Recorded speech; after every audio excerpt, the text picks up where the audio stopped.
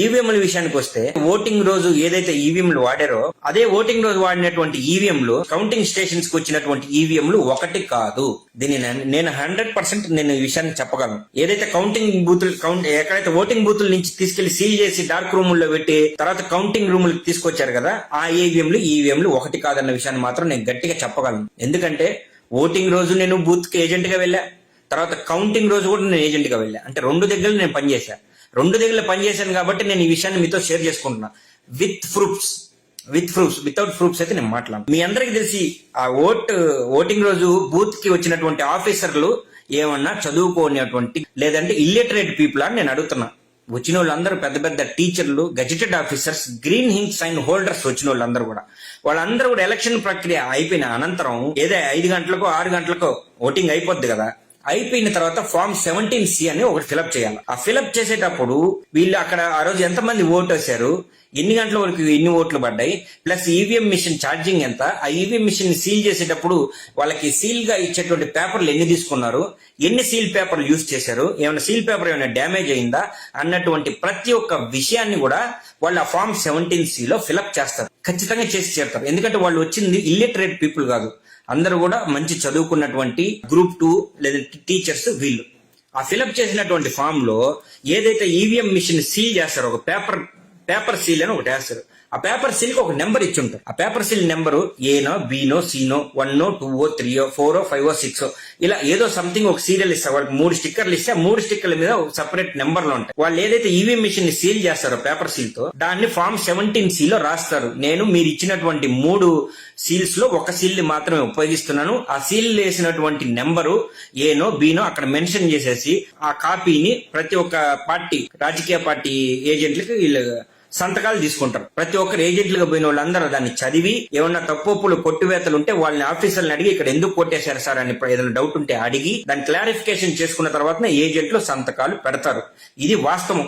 ఇదంతా ఓటింగ్ రోజు జరిగేటువంటి ప్రక్రియ. ఏదైతే కౌంటింగ్ బూతుల కాడికి మనం వెళ్ళామో కౌంటింగ్ బూతుల్లో ఏం జరిగింది, ఈ 17C కి సంబంధించినటువంటి జెరాక్స్ కాపీలు అందరి పొలిటికల్ పార్టీ ఏజెంట్ల చేతిలో ఉంటాయి.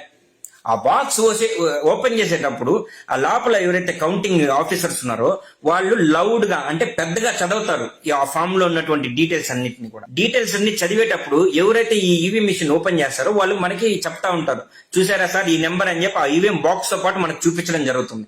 మనం ఓకే అన్న తర్వాతనే ఫర్దర్ గా నెక్స్ట్ స్టెప్ కి వెళ్తారు. మనం గానీ అబ్జెక్షన్ గానీ అక్కడ చెప్తే ఫర్దర్ గా నెక్స్ట్ స్టెప్ కి వెళ్ళేదానికి ఆఫీసర్స్ కి అక్కడ వాళ్ళకి అవకాశమే లేదు. మాక్సిమం 10 రౌండ్స్ అంటే ఒక 10 రౌండ్లు కౌంటింగ్ ప్రకటన జరిగిన అనంతరం పరిస్థితి ఏ విధంగా ఉందంటే వాళ్ళు ఏదైతే సీల్ వేశారో సీల్ లో ఇక్కడ మనకి ఇచ్చినటువంటి పేపర్ లో ఏ అని ఉంది, మనం చూస్తున్నాం సీల్ నెంబర్ ఏ అని.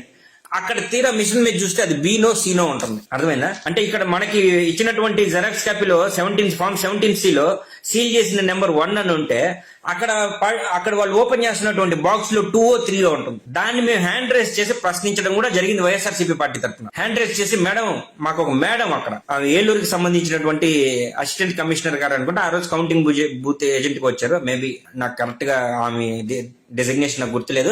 ఒక లేడీ, ఆమె ఫోటో కూడా ఉంది, కాల్చుంటే నేను పెడతాను. అడిగినప్పుడు సార్ అదేదో హడావిల్లో వాళ్ళు ఆ విధంగా కింద ఫామ్ లో రాసేసి పైన ఒకటి ఏదో హడావిల్లో అంటే 100లో 1 అవ్వాలా లేదంటే 100లో 2 అవ్వాలా.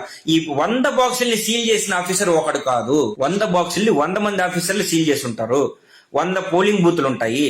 ఆ 100 పోలింగ్ బూత్ లో 100 మంది ఆఫీసర్లు సీల్ చేసి ఉంటారు. ఏదో హడావిడిలో అయితే తప్పు అయితే మహా అయితే ఒకటైతే ఎక్స్క్యూజ్ చేస్తారు, కానీ 10లో 8 బాక్సులు తప్పు అయితే ఎవరు ఎక్స్క్యూజ్ చేస్తారు? 10లో 8 బాక్సుల మీద ఈ పేపర్ సీల్ టేప్ అయితే ఉందో అది వాళ్ళు చూపిస్తుండేది ఇక్కడ ఫామ్ 17C లో ఉండేది మ్యాచ్ అవ్వట్లా. మేము దాన్ని ప్రశ్నించాం కూడా. అప్పటికే ఏమైందంటే టైం 10-11 అయిపోతుంది. అప్పటికే భారీగా ప్రకంపనలు, తెలుగుదేశం పార్టీ కూటమి భారీ మెజార్టీతో అక్కడ ఇక్కడ గెలుపొందుతున్నారు.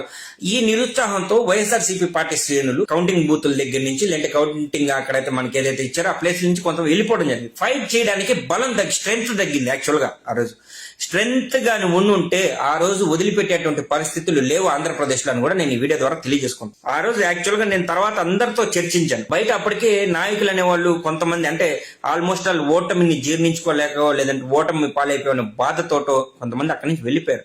ఉండిగా ఫైట్ చేస్తుంటే ఆ రోజే ఈ కూటమి ప్రభుత్వం ఒక ఈవీఎం గెలుపుని బయట పెట్టి ఉండేది వైఎస్ఆర్సీపీ పార్టీ అని కూడా నేను తెలియజేస్తున్నా. ఈవీఎం అంటే నేను అడగదలుచుకుంది ఏంటంటే, ఆ మేడం సింపుల్ గా చెప్పింది, ఏదో తప్పై పెట్టలేదు సార్, మేము 3 స్టిక్కర్లు ఇస్తాం, 3 స్టిక్కర్లు ఏ స్టిక్కర్ నెంబర్ ఉన్నా కూడా మేము ఓకే చెప్తాం అంటుంది. ఎలా చెప్తారు? ఏని బి అని రాస్తే మీరు ఒప్పుకుంటారా? లేదంటే బిని సి అని రాస్తే మీరు ఒప్పుకుంటారా? పాస్ మార్క్ వేస్తారా? ఎగ్జామ్ లో ఏబిసిడి ఆప్షన్లు ఇచ్చినప్పుడు 4 ఏదో ఒకటి రైట్ ఆన్సర్ అని మనకి తెలుసు. ఆ మేడం గారి లాజిక్ ప్రకారం ఏబిసిడిలో ఏదో ఒకటి, ఏకి బదులు బియో, బికి బదులు సి ఏదో వేసేస్తే మార్కులు వేసేస్తారా? ఆ రోజు ఆమె చెప్పినటువంటి సమాధానం కూడా అలాగే ఉండింది. ఆ ఫోటో కూడా నా దగ్గర ఉంది. ఆ మేడం ఎవరైతే తప్పు చేసి దాన్ని వాదించి, అక్కడ ఉన్నటువంటి మెజారిటీ ఆఫ్ పీపుల్ కూటమి పార్టీకి సంబంధించిన వాళ్ళు కాబట్టి వాళ్ళందరూ నోర్లు మెదపడం వల్ల వైఎస్ఆర్సీపీ పార్టీకి కౌంటింగ్ ఏజెంట్లు లేనటువంటి పరిస్థితి ఆ రోజు బూతుల్లో మాకు ఏర్పడింది. ఇది వాస్తవం. దీన్ని నేనే ఏజెంట్ని, ఇది నేనే లైవ్ ఎవిడెన్స్, నేనే సాక్ష్యం. ఫామ్ 17 సీల్ అనేవి కూడా ఏమి ఈ రోజు తగలబెట్టే ఉండరు. ఆ బాక్సులు, కౌంటింగ్ బాక్సులు తగలబెట్టి ఉండరు.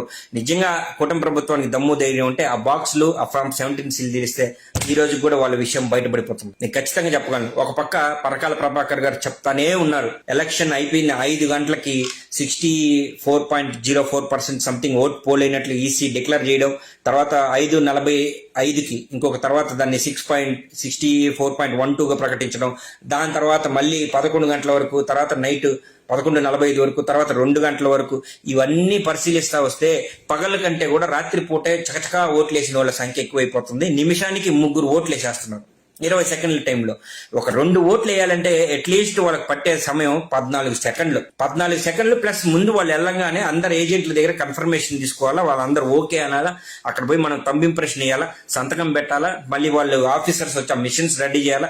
వీటిలన్నిటికీ అట్లీస్ట్ 1 నిమిషం 2 నిమిషాలు టైం పడుతుంటే 20 సెకండ్లో ఓటేసినటువంటి పరిస్థితులు ఆ రోజు జరిగాయి అని ఈ తెలుగుదేశం పార్టీ, ఈ ఎన్నికల కమిషన్ చూపిస్తుంది అని పరకాల ప్రభాకర్ గారు ఒక యుద్ధం చేస్తున్నారు.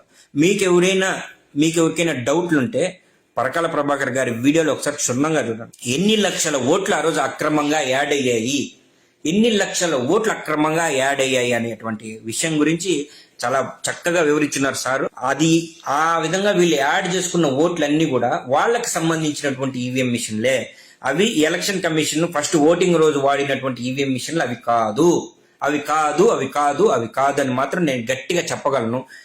లేదా ఎలక్షన్ డ్యూటీలు చేయడానికి వచ్చిన వాళ్ళు ఏమైనా ఏలి ముద్రగాళ్ళ అనేది మాత్రం చెప్పాలా.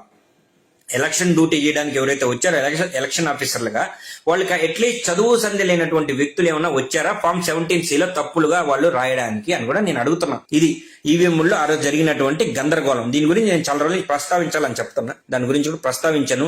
ఇదైతే నేను నిజం చెప్తున్నా. మరొక్కసారి మన వైఎస్ఆర్సీపీ పార్టీ కార్యకర్తలందరికీ కూడా నేను చెప్పదలుచుకున్నది ఒక చిన్న విషయం. మీరు గ్రామ స్థాయి నుంచి ఎక్కడెక్కడైతే మీరు కార్యకర్తలుగా, నాయకులుగా ఉన్నారో, ప్రతి ఒక్క అవ్వకి, తాతకి, మనకి ప్రతి ఒక్కరికి కూడా ఆ రోజు ఎలక్షన్ రోజు ఏం జరిగింది అనేది, ఆ ఈవీఎంల కుట్ర ఏంటనేది మాత్రం ప్రతి ఒక్క ప్రజలకి తెలియాలా. ఆ వీడియోలన్నింటినీ కూడా మీ ఫోన్ లో ఉంటే యూట్యూబ్ లో సేవ్ చేసుకుని ప్రతి ఒక్కరికి చూపించండి ప్లీజ్, దయచేసి చూపించండి. వీళ్ళు ఎన్ని ఓట్లు ఈ విధంగా దొంగతనంగా వీళ్ళే గుద్దేసుకున్నారు, వీళ్ళే ఈవీఎంలు ఎన్ని మోసాలు జరిగినాయి. ఈవీఎం మినిస్టర్లుగా ఈరోజు చలామణి అవుతూ నోటికి ఇష్టం వచ్చినట్లు మహిళల్ని కించపరిచే విధంగా మాట్లాడుతున్నారు. ఎక్కడ కూడా ఆంధ్రప్రదేశ్ అభివృద్ధి కోసం పోరాటం చేయడంలో వాళ్ళ రియల్ ఎస్టేట్ అయినటువంటి బిజినెస్ ఏదైతే అమరావతిలో ఉందో దాన్ని డెవలప్మెంట్ చేసుకోవడం కోసమే వీళ్ళు కింద లోక్సభ కానీ పార్లమెంట్లో కానీ బిల్లులు పెట్టుకొని దాన్ని పాస్ చేపించుకుని ఆనందాన్ని పొందుతారు. ఎందుకంటే అవి కొన్ని కోట్లు సంపాదించుకోవచ్చు. అది వాళ్ళకి ఒక బంగారు గుడ్డు పెట్టే బాతు లాంటిది అమరావతి. కాబట్టి అమరావతిని వాళ్ళు అడ్డం పెట్టుకుని తరతరాలుగా బతకాలని చూస్తున్నారు. కాబట్టి ఈ కూటమి ప్రభుత్వం దాని మీద పోరాటం చేస్తుంది తప్ప ఆంధ్రప్రదేశ్ ప్రజల అభివృద్ధి కోసం కాదన్న విషయాన్ని కూడా నేను తెలియజేస్తున్నాను. సో గైస్, ఈ వీడియో లెంత్ ఇప్పటికే చాలా సేపు అయిపోయింది. సో నా చిన్న రిక్వెస్ట్ వైఎస్ఆర్సీపీ పార్టీ కార్యకర్తలకు కానీ, నాయకులకు కానీ, ఈవీఎం మిషన్ల జరిగినటువంటి కుట్రని కూడా ఆంధ్రప్రదేశ్ ప్రజలందరికీ తెలియజేయాల్సినటువంటి ఏకైక బాధ్యత కేవలం మన వైఎస్ఆర్సీపీ పార్టీ మీదే ఉంది. ఇదైతే నేను చెప్పగలను. మన వైఎస్ఆర్సీపీ పార్టీ కార్యకర్తలు, నాయకులు ఈ విషయం మీద సమిష్టిగా పోరాటం చేసి ప్రజలకి క్షుణ్ణంగా అర్థమయ్యేలా తెలియజేయాల్సినటువంటి బాధ్యత మనందరిది. జగన్మోహన్ రెడ్డి గారు 2029లో, ఆల్రెడీ 2029 ఎందుకు 2024లోనే భారీ మెజారిటీతో గెలిచినటువంటి ఏకైక పార్టీ వైఎస్ఆర్సీపీ పార్టీ అని కూడా ఈ సందర్భంగా చెప్తున్నా. దాన్ని తారుమారు చేసి మీరు గెలిచారు అన్న విషయాన్ని కూడా నేను స్పష్టంగా తెలియజేస్తున్నా.